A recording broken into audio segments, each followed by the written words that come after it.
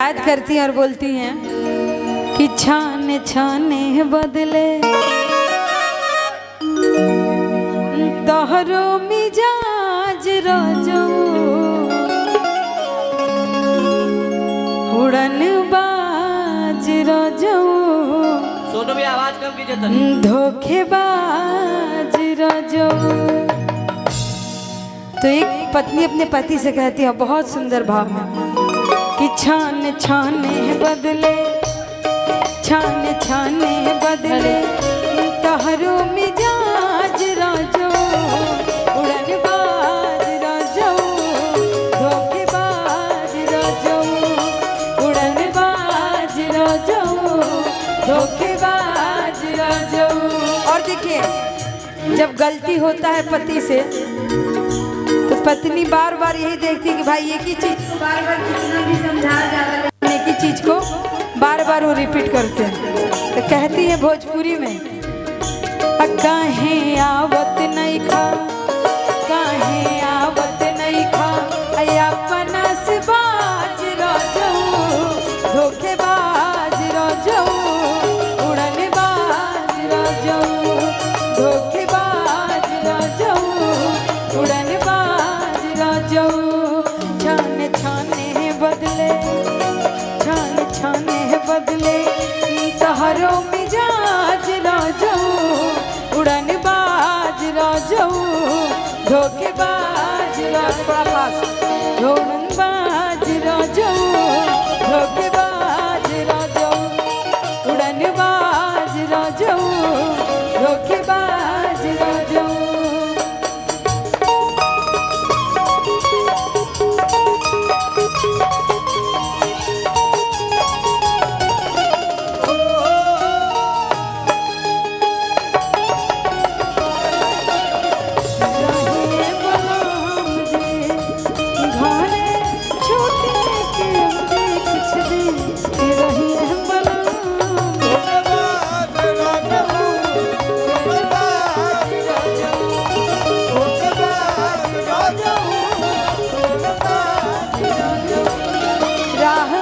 चौलीला तो टोकेला सोनार सैया जी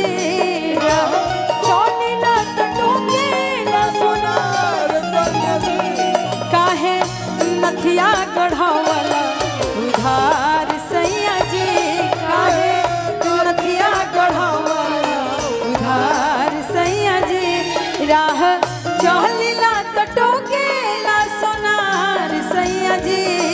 राह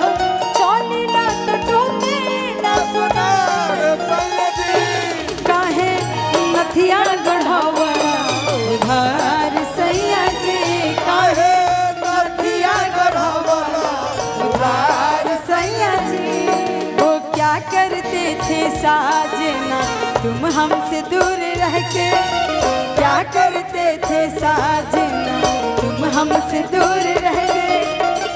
हम तो जुदाई में अकेले छुप छुप के रोया करते छुप छुप के रोया करते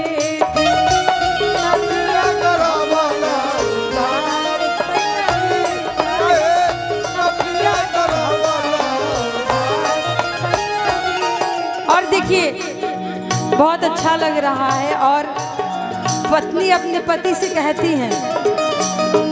चल चाहे रहिया धोके चल चाहे गोली चल चाहे रहिया धोके चल चाहे गोली कहला कि है ने आव है ने गोली कहला कि है ने आव है ने गोली चल चाहे रहिया धोके चल चाहे गोली कहला कि है ने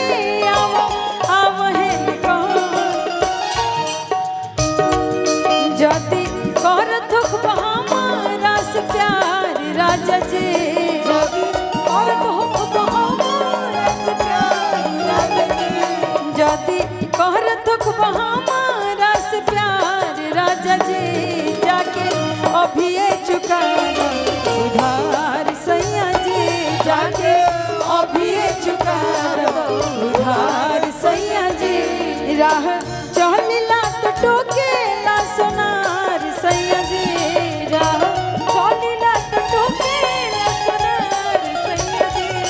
राह चौलीला तो टोकेला सोनार सैया जी जाके वही नथिया गढ़ावला उधार सैया जी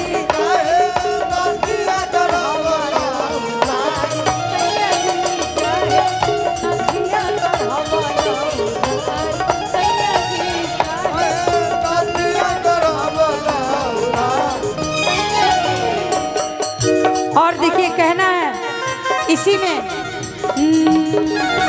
कि बाली बलिया से चाही ए हमारे राजा जी बाली बलिया से चाही ए हमारे राजा जी बाली बलिया से चाही ई लहंगा लखनऊ पे नाम चटकदार राजा जी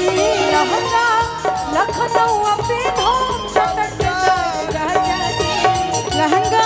लखनऊ पे नाम चटकदार राजा जी बाली बलिया से चाही ए हमारे राजा जी बाली बलिया से चाही ए हमारे राजा जी बाली बलिया से चाही।